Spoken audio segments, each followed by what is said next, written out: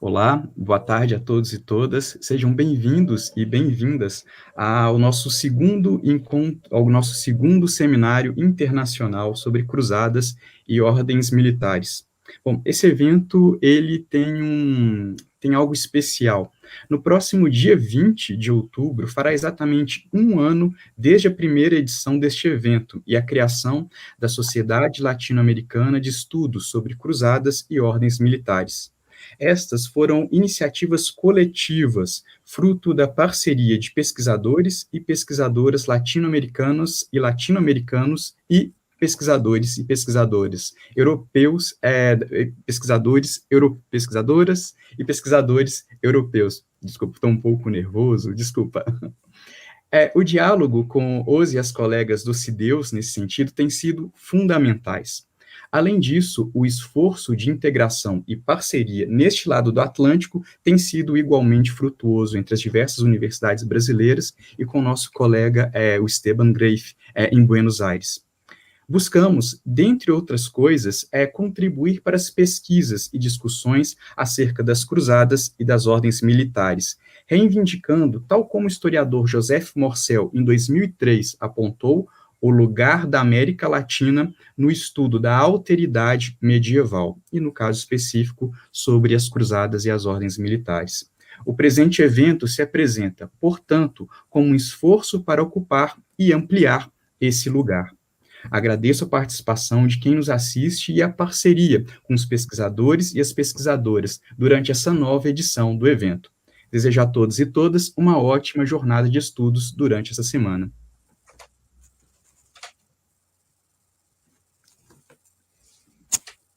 Passo a palavra à professora Hermínia e à professora Fernanda. Então, posso eu começar? Muito obrigado. Antes de mais, queria também saudar todos os que nos estão a ouvir. É um grande prazer estar nesta sessão de abertura e de boas-vindas a esta organização, ao segundo seminário sobre cruzadas e ordens militares. E, como responsável pelo CIDEUS, queria apenas realçar dois aspectos. Primeiro, é uma honra para o CIDEUS poder estar nesta organização com este conjunto de instituições brasileiras, mas também com a Universidade de Buenos Aires. Na verdade, para o CIDEUS, esta colaboração com as universidades do lado atlântico é não apenas uma obrigação, mas um prazer. O Atlântico é pequeno, realmente, quando temos esta possibilidade de falarmos assim diretamente, e realmente estamos mais unidos do que aquilo que às vezes a geografia nos diz. Por outro lado, esta é uma temática que interessa particularmente muitos dos historiadores e dos investigadores que fazem parte do CIDEUS. Aliás, a professora Fernanda é um desses exemplos, digamos, mais claro dessa investigação que tem sido prosseguida ao longo das últimas décadas no contexto do CIDEUS, e, portanto, é também, por essa razão, um duplo prazer estar aqui hoje a abrir este seminário. Sem dúvida que o programa é muito interessante, está recheado de especialistas, de nomes muito interessantes, de comunicações que de certeza nos vão digamos, ensinar muito e que nos vão com certeza levar a debater. E, portanto, eu só gostava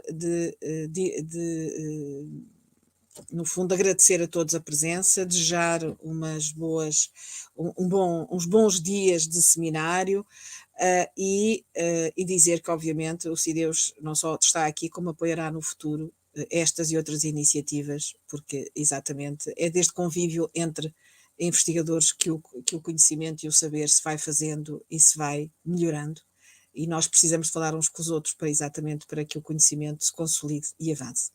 Muito obrigado. just a few words in English. I know the main people that are listening to us are from Portuguese language, but for the others, I only want to say that it's very important for CDOs to have these links with the other side of Atlantic Ocean. And of course, it's a very great pleasure for us to be here to support this seminar about the military orders, and we hope that we can maintain this collaboration in the next few years. Thank you very much. Olá a todos, é um prazer estar uma vez mais num evento desta associação, que é uma associação recente e muito importante para dinamizar o estudo das ordens militares e das cruzadas. Note-se que estas instituições estão a merecer cada vez mais atenção e essa atenção tem-se centrado muito na Idade Média. O meu papel é, sobretudo, lembrar que estas instituições aparecem, de facto, num tempo em que a guerra era uma atividade essencial para as elites europeias, guerra essencial quer do ponto de vista económico, quer do ponto de vista da expansão da fé, quer do ponto da fé cristã, quer do ponto de vista até cultural. No entanto, é muito interessante ver como é que instituições que têm esta matriz, associadas de forma direta à violência, evoluem na longa duração, pois nós estamos a falar de instituições que duraram séculos e que na realidade marcaram o mundo do Mediterrâneo, marcaram a Europa, mas também marcaram outros continentes, pois não podemos esquecer que com as expansões europeias estas instituições chegam a outros continentes, designadamente ao continente americano, e é tentar conhecer este fenómeno e fazer dele instituições que podem ser perspectivadas na muito longa duração, que esta associação pode dar um contributo fundamental, a par de outras. Eu relembro no caso português todo o dinamismo do GESUS em Palmela, do Gabinete de Estudos da Ordem de Santiago, tem sido fundamental num plano internacional, mas também de outros núcleos de estudo de ordens militares, em Inglaterra, na Polónia e em diferentes outros países. E isto poderá ser uma forma de cada vez mais cruzarmos informação entre nós e, sobretudo, tentarmos que jovens investigadores sejam atraídos por esta temática hoje para nós quase tão controversa, que é associar guerra, expansão e até fé religiosa. Portanto, não deixa de ser um certo paradoxo, mas há que pensar nesta matriz como uma matriz importante naquilo que foi a cultura europeia.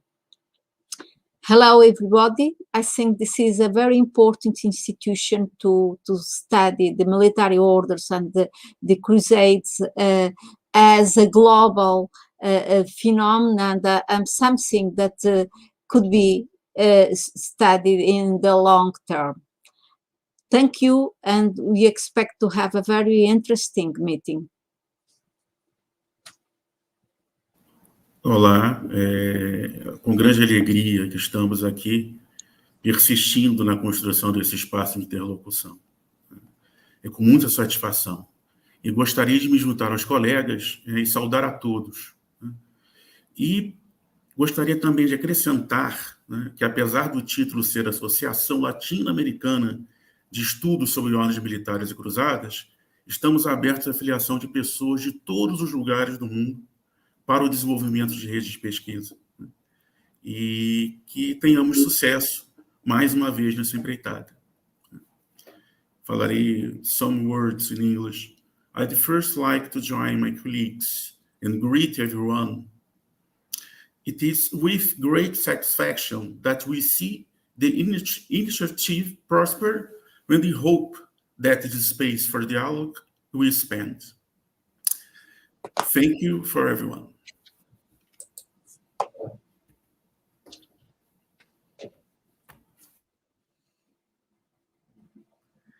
Obrigado, Fabiano. Obrigado, Hermínia. Obrigada, Fernanda. Comecemos, então, as nossas atividades. Só alguns recados, né, algumas orientações. A lista de presença será enviado, o link com a lista de presença será enviado por e-mail para os inscritos e as inscritas no evento. O YouTube, né, para as conferências em inglês e espanhol, o YouTube irá gerar, né, posteriormente, legendas, né, para facilitar a acessibilidade. Ao final, né, das conferências, nós iremos abrir um espaço para perguntas. As perguntas podem ser feitas em português, nós transmitiremos para os convidados e as convidadas em inglês ou em espanhol. Novamente, desejo a todos e todas uma ótima jornada de estudos e comecemos.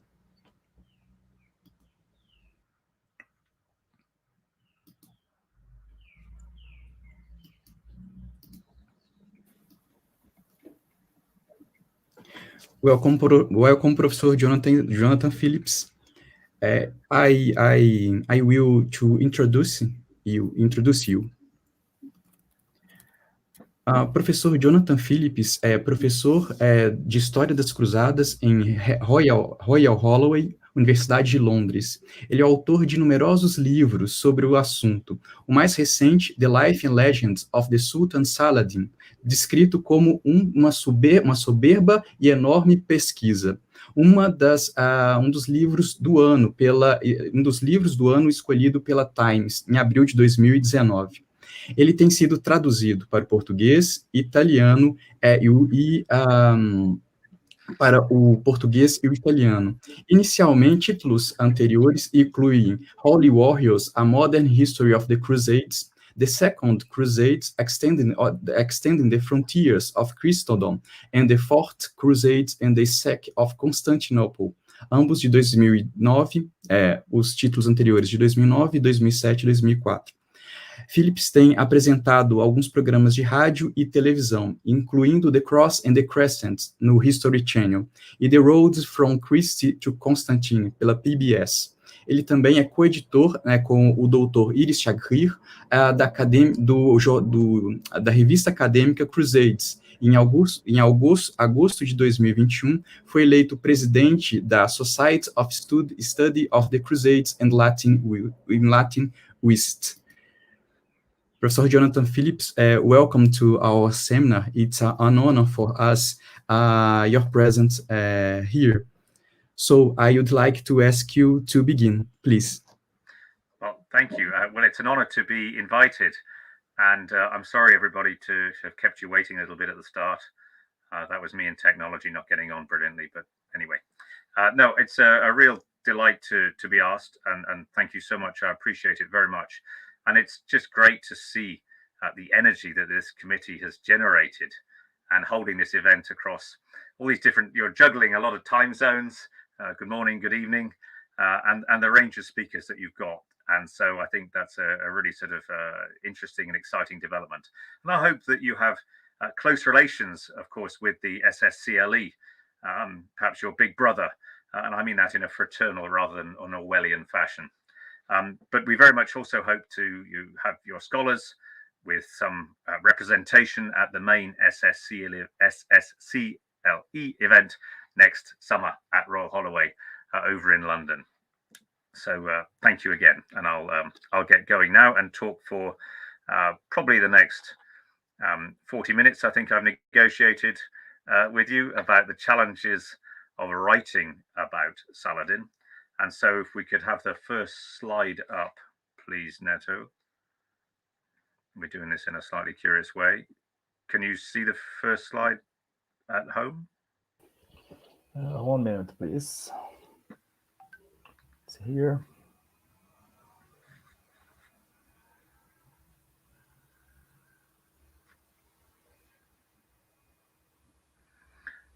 The first slide you'll see is where I work, actually, which is an okay building to go into every morning.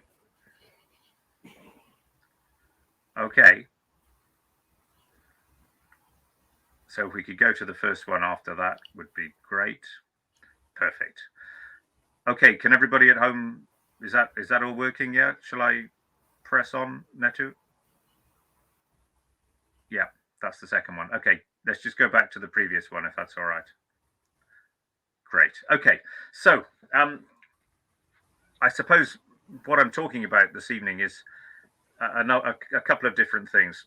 I've written this book on the Sultan Saladin, and I wanted to talk about or share some of the challenges that faced me writing that book, but in a sense to also share a lot of the materials that I used in creating that book were, I think, materials that perhaps need to be aired a little more widely than just, say, the specialist press of people writing articles and maybe more sort of academic facing books on the Near East.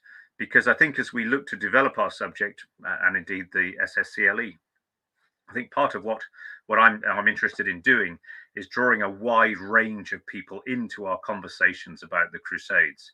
I don't want Crusade historians to remain or to be particularly sort of siloed in what they look at. And I think bringing in the Muslim perspective, the Eastern Christian perspective, which is so often ignored, and as well as institutions, the military orders, of course, as you are certainly recognizing here, a big part of that, religious institutions, military orders.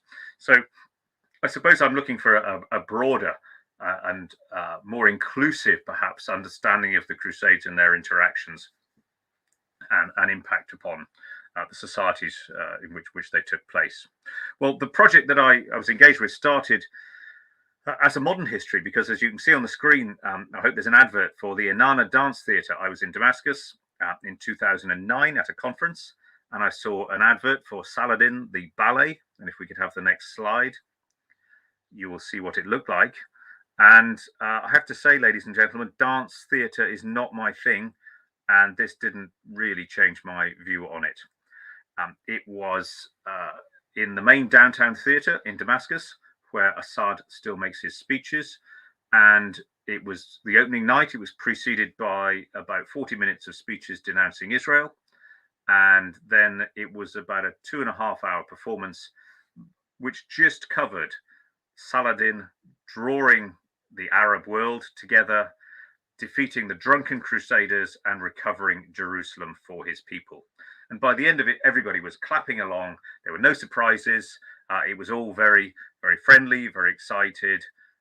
And what they depicted on stage, of course, was what the Assad regime would like, which in a sense was people being drawn together and expelling the invaders, brackets Israel, from Jerusalem. And so that really, in a sense, was what drew me to looking at this and thinking about, well, hang on, this is 800 years after the event. I guess I've just explained why the Assad regime in Syria might want to put that on. But I wondered how else Saladin had survived down the centuries. So if we could have the next slide. The other thing that I wanted to do, there was an academic argument, or there is an academic argument. I'm trying to make it in the past tense, put it in the past tense, about the Muslim Near East and Saladin. And it was said that the Kaiser Wilhelm II, when he visited Damascus, this is him entering Jerusalem in this slide, in 1898, he went to Saladin's tomb, if we could have the next slide, and there he made a speech. And he, according to this academic argument, reminded the Muslim Near East. Could we have the next slide, please? This is Saladin's tomb. He reminded the Arab world of their great hero. And it is argued that it took the presence and the words of the Kaiser for the Arab Near East to go, I mean, I paraphrase, we'd forgotten about him. Gosh, isn't he a good person we could use to draw people together and focus our dislike of invading Westerners? And the idea that, and I do paraphrase, obviously, the idea that the Muslim Near East had forgotten about Saladin and largely forgotten about the Crusaders just seemed a nonsense to me. I just didn't buy it. And so I wanted to challenge that and look at the memory of Saladin down the centuries. There was a problem. I was trying to write this book bluntly to get a little bit of money. And we're not supposed to say that, are we? But it's true. And the publishers would not buy it without me writing about the medieval bit, which is really what I'm going to talk about tonight. And, well, I'm by training a Western European historian, I suppose. I've always written things from that perspective. I don't have Arabic, although I do have a friendly translator now. I'm pleased to say a former PhD student of mine, Osman Latif, who did an awful lot of Arabic translation for me. And I suppose I wondered, and if we could have the next slide, please, Neto. What on earth was I going to say that was worth saying, given those two challenges, to get around the sort of, at the very least, the trio of books you see there? I suppose the first, before Ehrenkreuz, you had Stanley Lane Poole, who's a British Orientalist in 1898, who wrote of Saladin that Saladin gentleness was the dominant note in his character. Gentleness was the dominant note in his character. I'm not sure about that. There was a very sort of long historiography of a very positive, frankly influenced by Walter Scott in The Talisman, facing views of Saladin. And then in the 70s, you had Andrew Ehrenkreuz's biography, and this really swung things back very hard the other way. Ehrenkreuz was certainly an interesting character who'd been a prisoner of war of the Germans, actually, in the 1940s. He was a Polish man. He was trained in London, and he worked in America. And it's funny, I wrote that of him in the book, and his son. This is a sort of interesting little historiographical anecdote. His son wrote to me an email sort of saying, well, actually, this is what my father's career was. And in a sense, you should understand how and why he wrote this book. Because if you look at Ehrenkreuz, he talks about Saladin as being callous, exploitative, ready to compromise religious ideals for his own political expediency. So a very negative view of a cynical, calculating Saladin. And actually, Ehrenkreuz's son was really, I suppose, hoping, according to his son, to be helpful to the Arab nations by seeing their national hero not as a saintly religious figure, but as a skillful ruler who understood how to bring productive results for peoples and lands under his control. So his son sort of softened perhaps some of his father's aims, but essentially on the record, a negative view.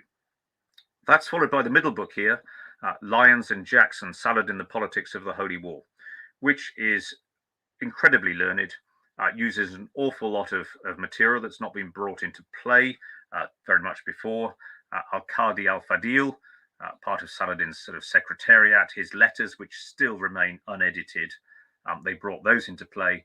But this is a book that's a hard read. Even permanent professional academics have been known to wilt under the strain of trying to read this one. And then more recently, Anne-Marie Ede, a wonderful scholar, and this is a tremendously interesting book, very much looking at, I suppose, in some ways looking at the writing and the creation of ideas around Saladin and the milieu in which he moved. It's very much, in a sense, looking at how the authors wrote about him, particularly those very close to him. So it's not a narrative, I have to say that, but it's an important book. Okay, can we have the next slide, please? Great. Where was I going to go? Well, I suppose, in a sense, writing the history of Saladin, you start with the narratives. You can't not. And you have Donald Richards' fine translation of Beha al-Din's rare and excellent history of Saladin. And you have the French translation of one of Imad ad-Din al-Isfahani's texts. There's another one which is not translated, but again, my friend Dr. Latif did the trick for me there. So in a sense, part of getting around this problem was having Osman to translate stuff for me.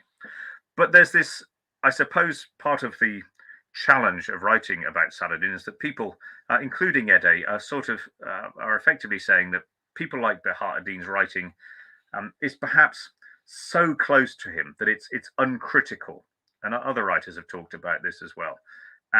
Richard says that it's got much in common with hagiographical writing, which celebrates virtues or moral excellencies.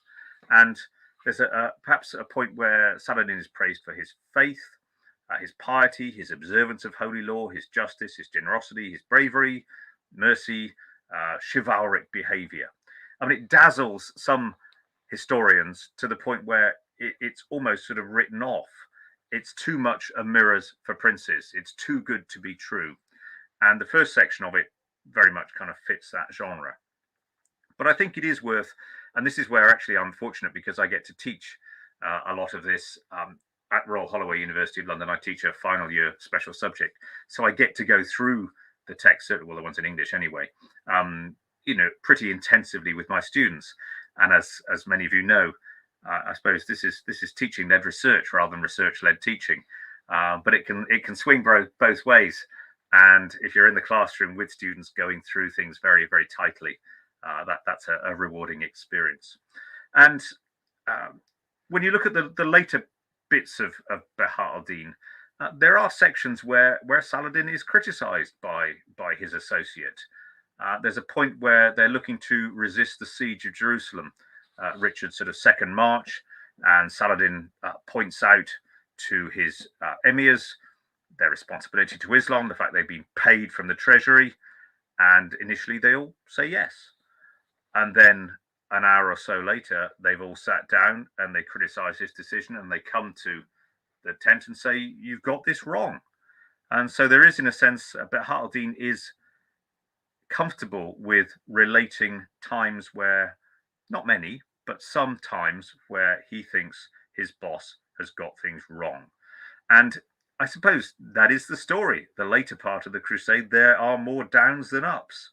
And, while Saladin's piety, bravery, endurance, and suffering, which are all virtuous, are there, the setbacks are not all simply ignored or explained away. He is trying to keep the holy war, his family, and to resist the Crusaders altogether. And it's also interesting the physical and mental strain that puts on him. And that again was something else that I enjoyed looking at, as I'll say. So I think there's some of the sort of dismissal of Bahar al-Din is less warranted than it should be. Then you go to Imad al-Din, which is I don't know if any of you have read this text. I mean, many of you may have seen bits of it in Francesco Gabrielli's translations into Italian and English. I don't know if it's made its way into other languages. This has variously been described as Baroque pornography or verbal flatulence. I happen to, avoiding those particular turns of phrase, I got to rather like this stuff. It is incredibly flowery and ornate.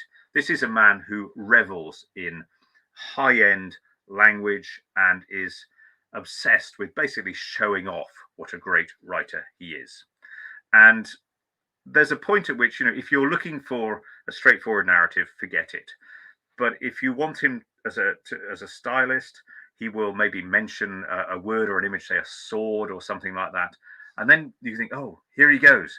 And he starts, and for about a page, there's language and words and metaphors for what he's talking about. Which actually, after a while, I suppose I could get into the rhythm of it. But he does include correspondence with the Caliph, and he's pretty pungent about that. And it's quite interesting because you may or may not know, Saladin and the Caliph of Baghdad did not get on very well. And occasionally the Caliph would send over some pretty hopeless letter. And Imad al-Din said, well, we should be furious with this. We should write something very aggressive back to him, tear him off a strip. And Saladin is much more measured in his response, should we say. But again, I suppose people have been a bit dismissive just because it is this kind of flowery approach, which in itself tells you something about what's valued at the court. But moving on from these two lead characters, we have other narratives such as Ibn al-Athir, who's a great historian writing in northern Syria in the early 13th century. We have Ibn Jubair, who's a Spanish Muslim pilgrim, who is very interesting, very useful, who, of course, travels through the Holy Land and goes back to Spain where he could write anything he likes about Saladin because he's a long way away from him, and he is in fact very positive about him. Biographical dictionaries, Ibn Khalekhan's huge biographical dictionary. This is another genre, I suppose, that as a Western European historian, I'm not terribly used to, and it's a sort of in translation, a 19th century translation. It's a big 4-volume encyclopedia of characters, and I think that's something that's so interesting and useful. You can get so many bits of color, bits of context out of a piece of writing like that, and I found that very interesting and rewarding, and I will impose that on at least one PhD student sooner rather than later. Or I suppose you can look to quote the other side. So if we could have the next slide, please. If you want to find out about Saladin, well, see what the other lot say about him. And these are images of William of Tyre, the great historian of the Frankish East, contemporary historian of the Frankish East. And he had a fascinating assessment of Saladin, which I have to say I found very compelling. He's writing before the fall of Jerusalem in 1187. He dies before the fall of Jerusalem, William of Tyre. So he doesn't know exactly what happened, but he can see the clouds gathering. And this is his assessment of Saladin. Wise in counsel, valiant in war, and generous beyond measure. For all the more, for this reason, he was distrusted by those of our nobles who had keener foresight. Even in our day, there is no better means by which princes can win the hearts of their subject, or for that matter of others, than by showing generosity towards them. I think that's a fascinating insight from somebody whose whole existence is threatened by Saladin. And wise in counsel, the people around Saladin are very good, and I'll come back to that later. Valiant in war, I think we haven't got time today, but we could have a conversation about Saladin as a general, and I'm afraid I don't think he's a terribly good general. Generous beyond measure. For this reason, he was distrusted. Saladin's generosity, that, according to William, is his greatest weapon. And I think that is something that you can see in the Western sources, and you can certainly see in the Arabic texts too. I mean, Bahar al-Din, his close confidant, Saladin's close confidant, writes, Saladin's generosity was too public to need to be recorded, too famous to need to be recounted. In times of shortage, he would be generous, just as he would in easy circumstances. The officials from the royal chest used to hide a certain amount of money from him as a precaution, in case he learnt of it, and he would spend it. The prophet, God bless him and give him peace, said, when a generous man stumbles, God takes him by the hand. So a theological endorsement of that. So the generosity of Saladin, as outlined as his key characteristic by William of Tyre, really gave me a cue to another sort of big swathe of material that came into play in writing this. And this is poetry. And I suppose this, I felt, was something that is ignored. When I suppose Crusade historians, and myself included, when we write histories of the Crusades and we write about Saladin in textbooks, we use the narratives. And what we tend not to include is arguably the core source material of the Near East. I mean, poetry is a huge part of the culture of the Arabs pre-Islam, and was certainly a huge part of the culture at the time. But just in a sense to sort of illustrate that the West has written poetry off. If you look at the Recueil des Historiens des Croisades, a lot of the poetry in the Arabic texts that are incorporated or edited there has been removed. It's quote, it's deemed not interesting. It's not telling you who did what to whom. And of course, just because it might not tell you days and times and events doesn't mean that it's not incredibly valuable, interesting, illuminative of a society, its interests, preoccupations, and concerns. And so for me to get stuck into the poetry was absolutely eye-opening and really interesting and revelatory in what I was able to get out of it, not least understanding its centrality to Saladin, and building up a sort of a sense of the court around him, which incidentally, I think a few of us are going to try and get a research project going around that. But really, in a sense, when Saladin comes to power in Egypt in 1169, he's already a fan of poetry, and he can see that it's integral to the culture of Egypt. I mean, it's a form of entertainment. It's a role has a role as an authoritative form of discourse. You can transmit messages. You can influence public opinion. It has a multi layered element. And I think perhaps, you know, in the West we do find the prominence and popularity of poetry in the Near East quite hard to comprehend. I suppose when you draw it together, you feel like it's just kind of almost like a mixture of sort of social media, protest songs, low-end journalism, alongside complex theology, powerful political polemic. It really is, and that's a pretty confusing mixture or confusing range. But that is what it is when you dive into it. And poetry is also an essential part of adab, the prized cultural attributes of a great man.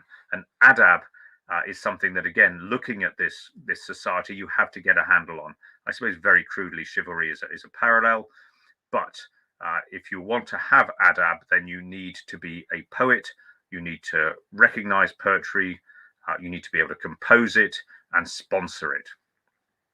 But of course, the other thing that if you're Saladin or a leader, you can use poetry as a way to create an image. And in his case, an image as a rightful ruler and as a holy warrior intent upon recovering Jerusalem. I mean, we do know that Saladin himself was very fond of poetry. He had a considerable quantity of verse produced by the poets and officials in his household. He was said to have memorized the Hamasa of Abu Tamam, to carry around a collection produced by the courtier, diplomat and poet Usama ibn Munkid. Ibn Jubair reports Saladin hosting a poetry symposium in Damascus, and Imad ad-Din organized various poetry competitions as they traveled around the Muslim Near East. Of course, none of it was remotely as good in his own judgment as to what he could come up with himself. But if you look around beyond the immediate entourage of Saladin, you can see how verse is a central part of society and learn so much from it. It could be quite mundane. There's a wonderful little poem from a Kurdish soldier grumbling that he's been assigned an iktar in Upper Egypt, but he's serving in Mosul. And so isn't that, you know, I suppose to me, I found that interesting that you're writing a complaint to your boss in verse about where your land is. There's also a really significant proportion of the poetry that's satirical, and some of it is obscene. Some of it is very, very scathing, and it clearly demonstrates a sort of a tolerance of you know for this genre. And through the lens of poetry, court life around the Ayyubids was not really perhaps as wholly focused on holy war as the narrative texts suggest. Again, I suppose, having been brought up as a Western historian on Bahar al-Din, Imad ad-Din al-Isfahani, jihad sermons, I was surprised at the level of satire and scandal that was there. You know, and some of this is the, you know, attacking the people around Saladin. His nephew is perhaps not focused on the holy war enough, according to some poets. Too keen on the courtesans of Damascus, and the Ayyubids' words were described as sweeter than a beating with a prostitute's slipper. He also criticized rustic Kurds as being appointed as religious judges in Egypt, and Imad al-Din even is criticized for his allegedly close friendship with a male singer. Occasionally, people went too far. One of the Saladin's physicians was criticized, and the nephew of another historian was given the nickname which translates as, if you'll excuse my language, shit with dibs. Dibs is syrup or grape juice used to decorate the excrement. So without imagining that too much, you see the point. Some of these poems were ornate, some of them were highly multi-layered, and some of the other forms of poetry were quite distinctive, I have to say. And I'll come come to those in a moment. But really, in a sense, it's the importance of poetry as a form of entertainment, as a form of communication, and as a central cultural part of the Ayyubid Near East, I think is something that I certainly found helpful and compelling in trying to understand how Saladin operated. We can also find jihad poetry, which this man Osman Latif I've talked about wrote his PhD about, and some of that is quite interesting. And actually, if we have the next slide, we can see a sermon being preached, and being a patron of the religious classes, Saladin got a lot of this poetry composed. Just one little example: there's a battle at Jacob's Ford in north of Lake Tiberias, right near the Golan Heights these days. And there's a nice little poem written. The destruction of the Franks came speedily. Now is the time to smash their crosses. Had the time of their death not been near, they would not have built the house of lamentations. I give you good advice. Leave the house of Jacob, for Joseph has come. House of Jacob, meaning Banim Yaakov, Jacob's Ford, and Joseph, Jacob's son, meaning Yusuf, meaning Saladin, because that was his family name, as it were, Yusuf. He liked plays and words on Yusuf very much indeed. Could we have the next slide, please? And actually the one after that, just to... Can we have the one after that?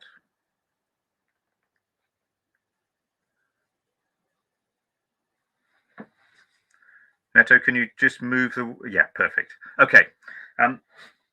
But sticking with Saladin's court, if I was in the room with you, I'd be asking you what this is. And I hope, unless you read Arabic, you wouldn't know what it is. It's a poem, obviously. It's about 2.5 meters tall. And so, in a sense, to perform it, you'd have to stand on a desk. It's written by a Spanish poet who came to Saladin's court as a poet and as a doctor. And he would get the audience to fill in some of the words here. So it would be a sort of call and response thing. And you, the audience, would be filling in some of the words. And by the end of it, the answer really is Saladin is great. But hey, he's paying. So what did you expect? But it's an interesting, again, form of entertainment and as an art form. And there's many others of very different designs that this man produced, brocaded poetry. It's extraordinary. I have to say, I always do the sort of, if I show this to students or in a lecture, I say, so what is this? And nobody knows, except I was in the Gulf states in a school and I showed this, and lads sort of said, I said, what is it? He said, it's a poem. I said, how did you know that? He said, it says so in Arabic at the top, which serves me right, really, doesn't it? Anyway, could we have the next slide? Okay. I was very, very fortunate in that, in terms of, and again, I think this is, I suppose I was lucky in my terms of writing, in terms of how I think we teach the Crusades and how we should, not how we should, because it's up to anybody, but how we might want to think about researching it and organizing our academic endeavors. The translation of material from Arabic into, I'm afraid, English, I guess, is such a huge part of that. And I think we do have to thank those pioneers who translated things like Baha al-Din and Ibn al-Athir. I mean, Donald Richards did both of those. And there's more and more things coming out translated by people like Suleiman Murad, Paul Cobb, Niall Christie, and Osman Latif. And I'm sure I've missed many others out. But this, in a sense, allows us to, well, people who haven't got Arabic like dumbos like me, but also it allows us to teach our students, our undergraduates, and our school kids even, to bring this broader picture to light. And I think that's something that I think we should emphasize. And this text here is Ibn Abi Usaybiyah, which is an extraordinary text from the 13th century that is a medical dictionary of all the doctors in the Near East. And it's not just, and in fact, if you go on to the next slide, it's not just it's not just a list of names. It's got character sketches about these people. It talks about their foibles. It talks about their personalities. It lists everything they write. It tells you what else they do. Some of them are ophthalmologists. Some of them are mathematicians. Some of them are woodworkers. These polymath men around the courts of the Near East, where they've been educated as well. There's a great little article to be written on education around the Near East. One of them, just to give an example, is a man called Ibn al-Mutran, who is a medic who studied with Saladin, a handsome man. He liked luxurious clothes. He served Saladin well, and on the other hand, became a bit proud. He was a Christian by birth, incidentally. And the little story that we get is from this dictionary is that Saladin had a red pavilion and a red outer tent and vestibule. And Saladin is out riding one day when he sees a red tent with a red vestibule and a privy. And he says, "Whose is this?" And he's told that it's Ibn al-Mutran. "Ah, I knew it," he laughed. "But what if people think it's mine? Remove the privy." And so he does not want anybody, having the prestige sign of these nice red tents. Ibn al-Mutran gets very angry with the boss, and Saladin gives him a serving girl from his wife's household. And she actually, we learn, sharpens Ibn al-Mutran's manners up. And so he's a great sponsor of books and the medical institutions. So just from that sort of little anecdote, you can gather so many snippets and ideas, and also some of the sort of humor in this. There's another one, an oculist, a man who treated me and anointed my eye. I was afflicted in my eye and in my wallet. So this man is complaining rather bitterly about the way he was treated. And then finally, just one other story is some of the other poetry that's included. And again, I suppose this is a broader sense of this is the Fatimid court gets included. And there's a drinking song, which I'm going to read you, a drinking poem very quickly. Any domestic scandal tends to happen through one's own best friends. Provide the food, provide the fun, then suffer all the damage done. Disliked by all, the awful bore comes first, then sponges at the door. Whenever food may be provided, the host will be severely chided. Creep up his mother's, he may, from censure he can't hide away. For drinking in an upstairs room brings people closer to their doom. Think of the harm that's coming from it. The mats are soiled with bits of vomit. Now, I'm sorry to lower the tone there, ladies and gentlemen. Well, only a bit. But the point I'm trying to make to you is that the range of this material, the richness of it, and that Ibn Abi Usaybiyah is free online. It's in Brill. The publisher Brill has produced the whole translation of it free, so we can use that. We can the amount of research and teaching with a parental advisory about younger children and the language, which occasionally is a bit adult, is just brilliant. Right, just moving into the last few minutes because I know I'm talking too long. Could we have the next slide, please? Okay, more new material coming out. This is Paris 2015. These are some administrative documents about Saladin and patronage, which were fascinating. They'd been lost in a fire in the 1890s. They'd ended up in Berlin briefly and then back in Istanbul. So a great story, more material coming out. And then, can you go on two more, please, Neto? Perfect. Last little section I want to talk to you about in terms of other sort of forms of evidence involves Egypt. And this, I suppose, for me was a really fascinating part of writing about Saladin's medieval life. And it was, in a sense, how did he move from 1169, when he became the vizier of Egypt, to 18 years later being in a position to take on the Franks, beat them at the Battle of Hattin, and recover Jerusalem for Islam? And the answer, well, I suppose I'm going to run back to generosity being part of it. I'm going to run back to his Kurdish family, who absolutely stuck with him through thick and thin. They were very, very loyal indeed. I would say the brilliant group of administrators around him who were loyal, who were talented, and who were very, very effective. But I'd also, just going back to the generosity, is having the money to do it. And the money he gets is from Egypt. And this is where he comes to power, as I say, in 1169, as an outsider, as a Kurd in a Syrian Sunni invasion force in Egypt that is ruled, or formerly been ruled, by a Fatimid Shia regime. He's got to deal with West Africa.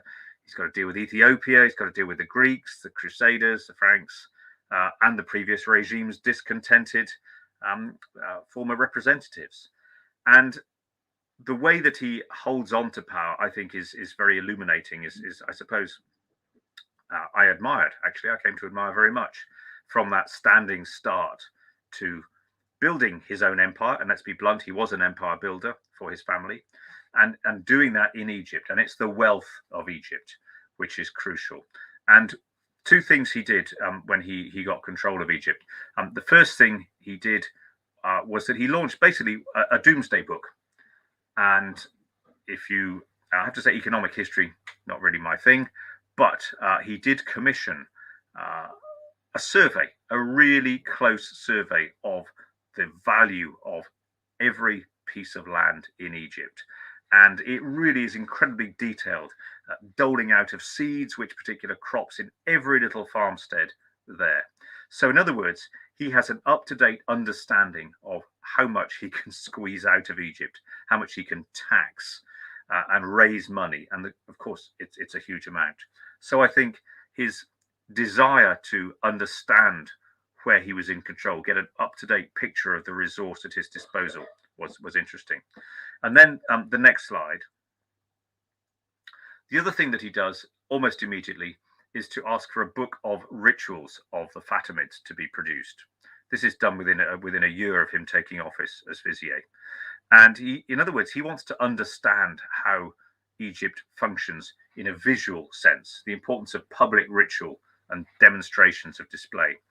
And he himself, we can glean from the sources, engages in that. And the most important one of these is when the Nile floods. I mean, in a sense, the Nile rules Egypt and has ruled Egypt forever.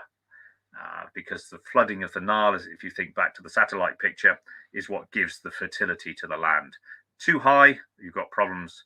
Not flooding at all, you've got more problems. So there is a point at which the Nile gets to a certain point. And if we go to the next slide, that's the Nilometer on a little island in the middle of the Nile. If you pop back, Neto, sorry, I'm going to make you jump around a bit here. Okay, if you look to the left-hand side of that map, you'll see Rhoda Island at the bottom of it, the island in the Nile. You see Nilometer. Just hold in your heads. If you look up to the top right, you'll see Cairo, the citadel of Cairo, and then Fustat, which is the other big part of medieval Cairo there. So if we jump forward two more, please.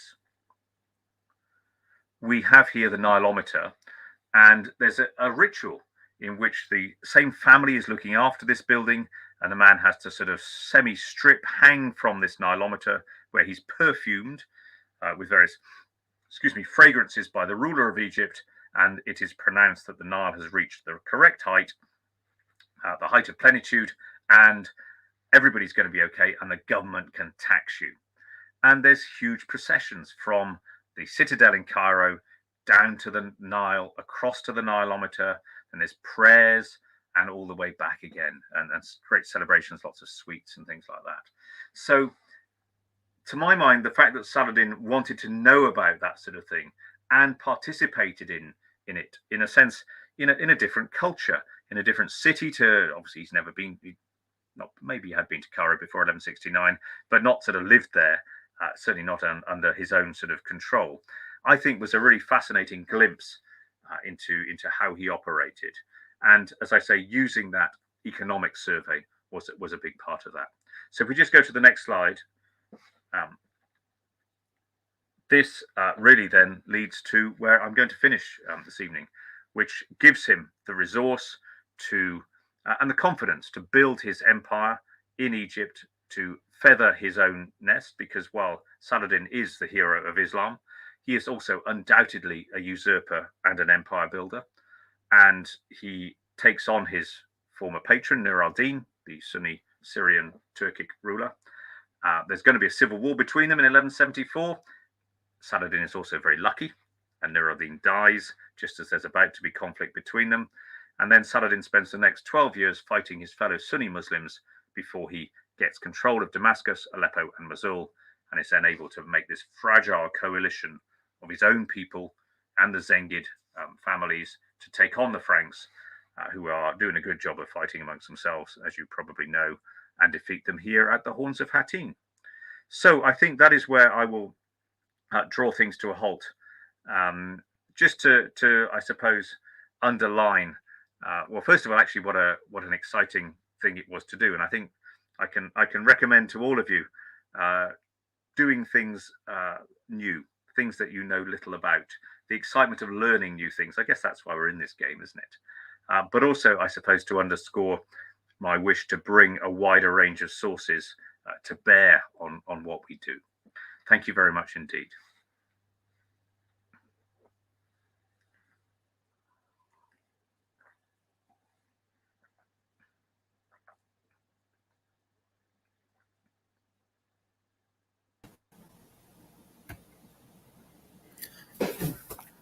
Thank you, Professor.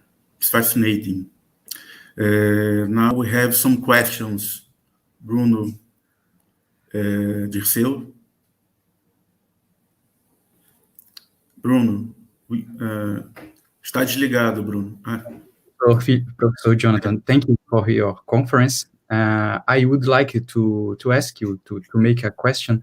The critics, the Saladin critics surrounding the Nur al-Din's family have some place in the construction of his imaginary. Sorry, can you say that again? The criticism of Saladin. The critics, the Saladin critics surrounding the Nur al-Din's families have a place in the construction of his imaginary. Yes, I think the criticism of Saladin is very important, and it's important that is brought out. The hostility that he faced when he tried to, he's as I said, usurping Nur al-Din's son, who's only As-Salih, who's only 10 or 11, taking over his lands. And the idea that he spends so much time fighting his fellow Sunni Muslims is something that he needs to counteract. And he does that in part through this poetry and this propaganda that he's churning out, which, of course, then, as I say, cuts both ways. Hang on, it's poetry and it's propaganda. So why should we believe it? And so you do have to sort of guard against that and be aware of it. I suppose I'm trying to bring in a much bigger range of sources to show that there are criticisms of Saladin and his regime and the people around him and the way he operates. I mean, certainly the Caliph of Baghdad is often critical of him, and people are often critical. The fact that he's not fighting the Franks often enough, and he loses to them from time to time. There is a bit of sort of self-awareness, interestingly, in Imad al-Din at one point, when Saladin is thrashed at the Battle of Montgisard in 1177, and then messages are sent back to Cairo saying, "Oh, everything's fine. The Sultan's safe. His family's safe. It was a great victory." And Imad al-Din sort of goes, "This all is too good to be true." He actually says, "This is propaganda. This is spin." So in a sense, the phrase "it takes one to know one," he's like a spin doctor who says, "No, come on. I didn't think they were going to win that battle." Of course, he's so wise. He predicted they'd lose anyway. Huh? But the fact that he says this is spin is an awareness that they know that they're leaning on things. But of course, when he captures Jerusalem in 1187 and enters the city on the 2nd of October, the anniversary of the Prophet's night journey, I mean, that is propaganda overdrive. Well, you said we shouldn't be doing this. You said we were wrong. God does appear to have approved of us. Other people have tried, but the Ayyubids did it. Thank you, Professor Jonathan. Thank you, Professor Jonathan. I have a question, and Professor Giselle, one. How can I say? How did political relations interfere in the forms of perception about the fall of Jerusalem today in Middle Eastern? Yeah.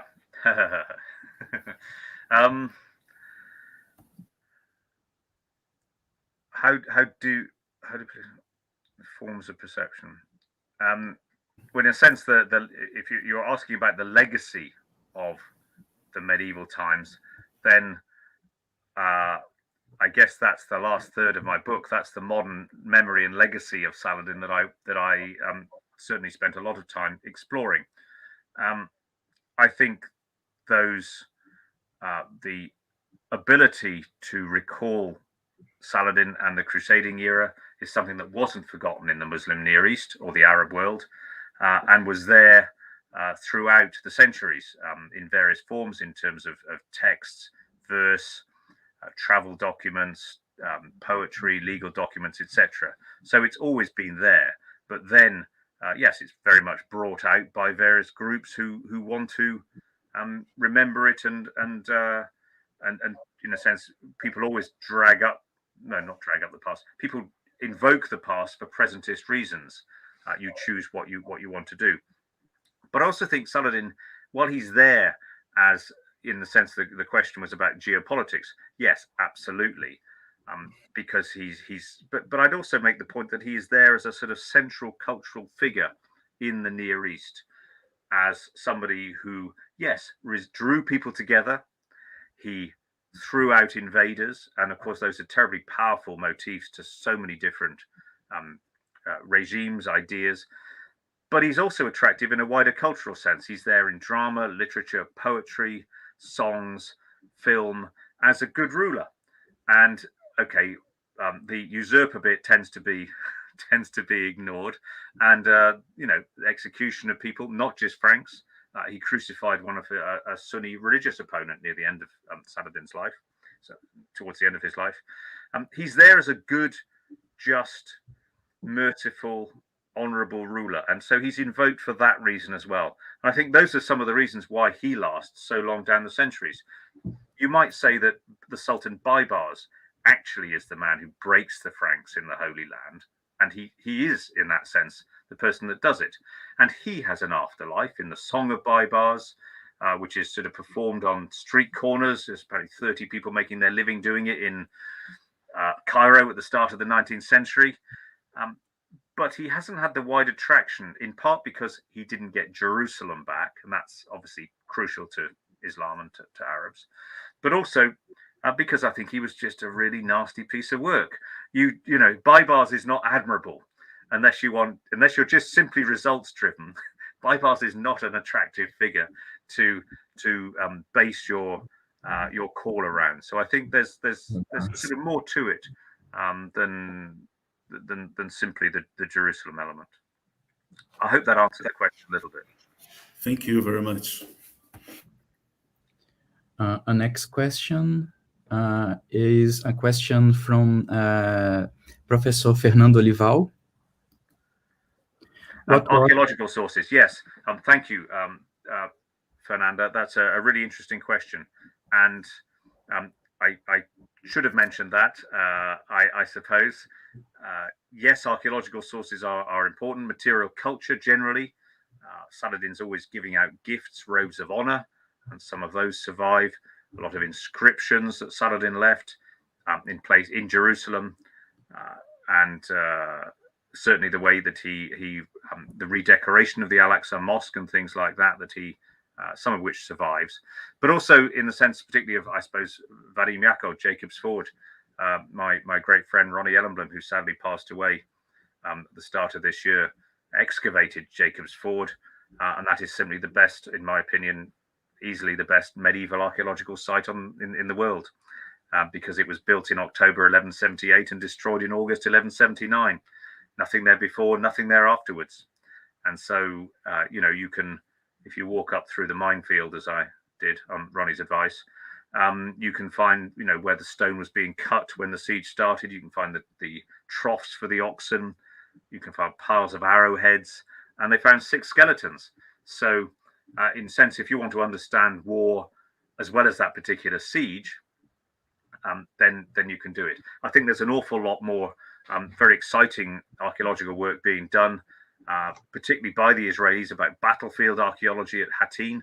A man called Rafi Lewis is really great on that, and Battle of Arsuf as well. He's done some work on, and I think outside Acre itself, I mean, this is not quite archaeology, but in the sense of the importance of going to see somewhere that you're writing about, to try and understand what you're writing about. I mean, the Siege of Acre lasted nearly 2 years, and it is very rewarding not just to go to Acre itself, which is a wonderful site, but then to the plain around it with these sort of a couple of these sort of little sort of tells on there, natural tells that Saladin was based on, and looking and seeing the eye lines, going there in February when it was rainy, so how muddy it was, just things like that are interesting. So that, I think, is part of it.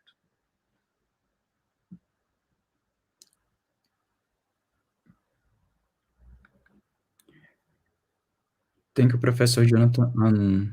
Another question?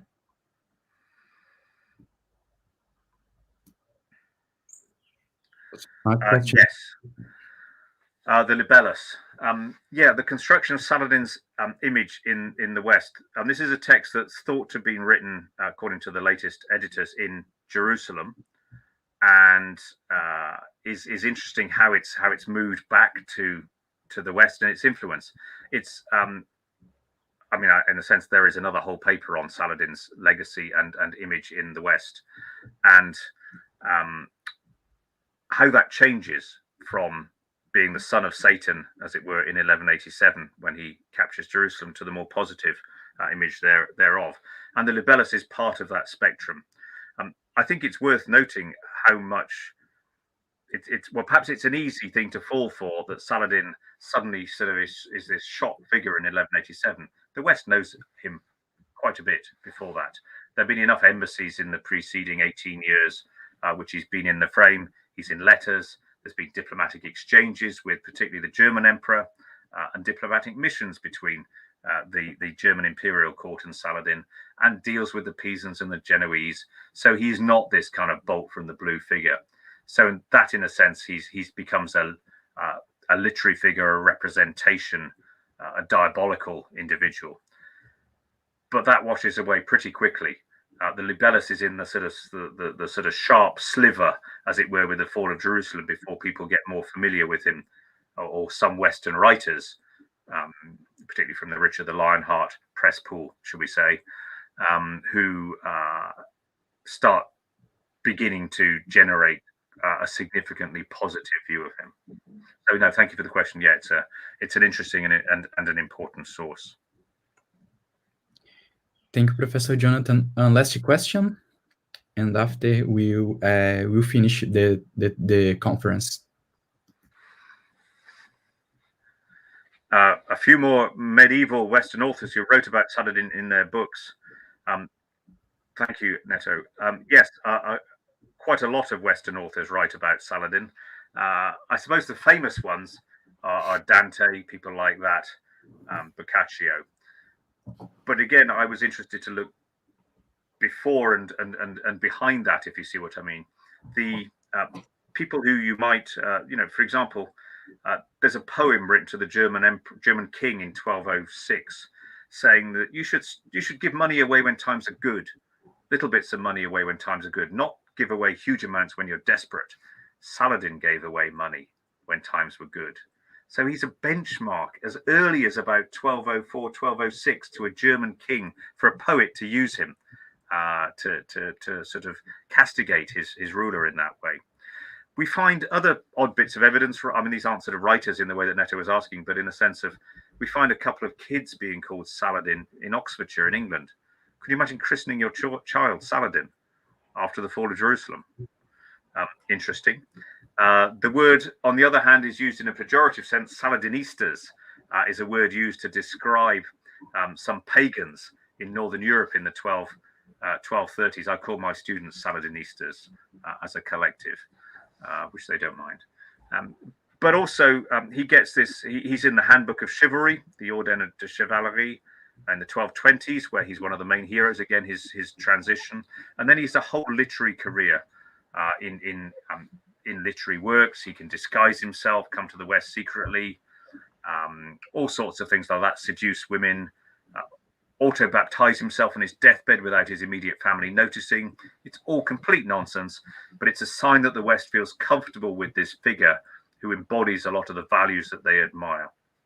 Just one other tiny thing to add. Sometimes when you get to, say, the 17th century, he appears in sermons in England because, of course, he died penniless. And so the transience of worldly wealth means that he appears in the most odd places in texts, preaching about the transience of worldly wealth. And Saladin is there, held up in church as an example of this. And he succeeds, in a sense. So there's a great range. There's a whole swathe of Italian literature and Spanish literature too that covers this. So I hope I was able to move a little bit beyond just the Anglo world. So I would like to thank you, Professor Jonathan, for your great conference and for your kindness. It's an honor for us in the Latin America. So I think that we can finish the conference.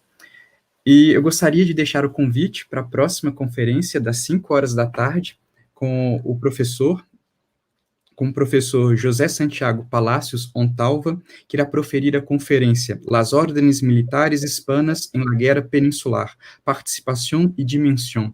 Então, nos vemos mais tarde, nos vemos daqui a pouco para assistir a conferência do professor. Obrigado pela presença, obrigado pela participação e nos vemos mais tarde. See you!